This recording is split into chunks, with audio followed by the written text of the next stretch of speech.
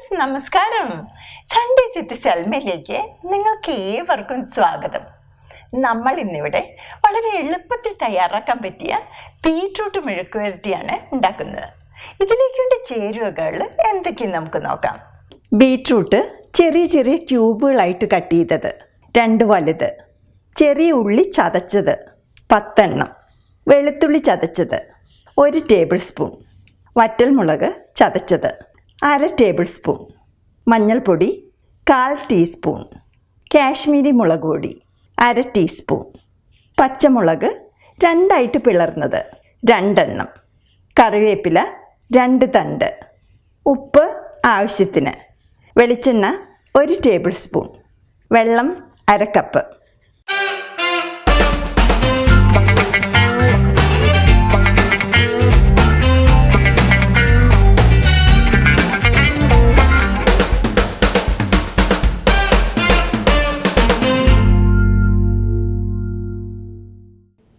ആദ്യം തന്നെ ഒരു മൺചട്ടിയിലോട്ട് നമ്മൾ കട്ട് ചെയ്ത് വെച്ചിരിക്കുന്ന ബീട്രൂട്ടും പച്ചമുളകും എടുത്തു വെച്ചിരിക്കുന്ന കറിവേപ്പിലയിൽ നിന്ന് 1 തണ്ട് കറിവേപ്പിലയും ആവശ്യത്തിന് ഉപ്പും 1/2 കപ്പ് വെള്ളം ഒഴിച്ച് മിക്സ് ചെയ്തതിന് ശേഷം അടച്ചു വെച്ച് മീഡിയം ഫ്ലെയിമിൽ 5 മിനിറ്റോളം കുക്ക് ചെയ്യുക. ഞാനിന്നിവിടെ ഒരു മൺചട്ടിയാണ് കുക്ക് ചെയ്യാൻ വേണ്ടി എടുത്തിരിക്കുന്നത്. നിങ്ങളുടെ കയ്യിൽ മൺചട്ടി ഇല്ലെങ്കിൽ വേറെ ഏത് പാത്രത്തിൽ വേണമെങ്കിലും നിങ്ങൾക്ക് കുക്ക് ചെയ്യാം. ബീട്രൂട്ട് ഒരു 3/4 ഭാഗത്തോളം വെന്താൽ മതി, കുറേ വെന്ത് പോകരുത്. ഇടയ്ക്കൊന്ന് ഇളക്കി കൊടുക്കണം.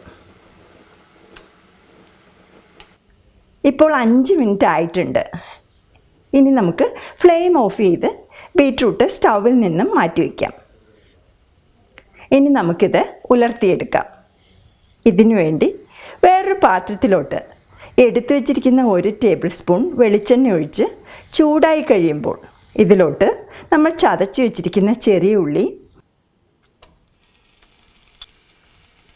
ആവശ്യത്തിന് ഉപ്പ് എന്നിവയിട്ട് വഴറ്റുക.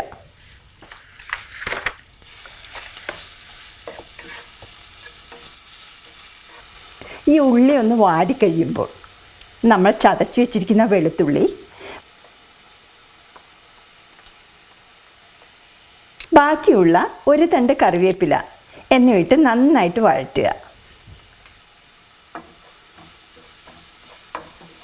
ഉള്ളി കുറേ ബ്രൗൺ ഷെയ്ഡ് ആവുന്നത് വരെ വെയിറ്റ് ചെയ്യേണ്ട. ഇപ്പോൾ ഉള്ളി നന്നായിട്ട് വഴന്നിട്ടുണ്ട്. ഇനി ഇത് ലോ ഫ്ലെയിമിൽ വച്ചതിന് ശേഷം ഇതിലോട്ട് നമ്മൾ എടുത്തു വച്ചിരിക്കുന്ന മഞ്ഞൾപ്പൊടി, ചതച്ച മുളക്, കാശ്മീരി മുളക് പൊടി എന്നിവയിട്ട് നന്നായിട്ട് വഴറ്റുക. നിങ്ങളുടെ എരിവിനനുസരിച്ച് മുളകിൻ്റെ അളവ് അഡ്ജസ്റ്റ് ചെയ്യാൻ മറക്കരുത്.